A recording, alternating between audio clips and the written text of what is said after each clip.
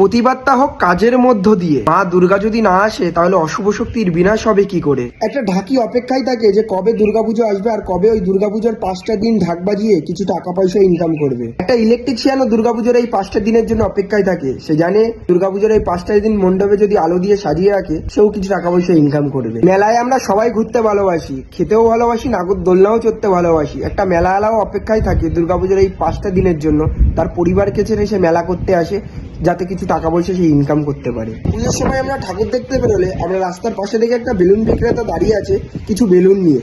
সেও মনে করে যে সে যদি কিছু বেলুন বিক্রি করতে পারে তারও কিছু টাকা পয়সা হবে। হয়তো অনেক বাবারা অপেক্ষায় থাকে পুজোর এই 5টা দিন কাজ করে কিছু টাকা পয়সা উপার্জন করে তার ছেলে মেয়েদের জন্য নতুন জামা কাপড় কিনে নিয়ে বাড়ি গিয়ে দেয়ার। আমরা সবাই অপেক্ষায় আছি 30 দিন বাকি দুর্গাপুজোর, আর 30 দিন হয়ে গেল এখনো কোনো আমরা বিচার পেলাম না। আর তাই আন্দোলন হোক, প্রতিবাদ হোক, সবকিছুই হোক কাজের মাধ্যমে, কাজ বন্ধ করে নয়।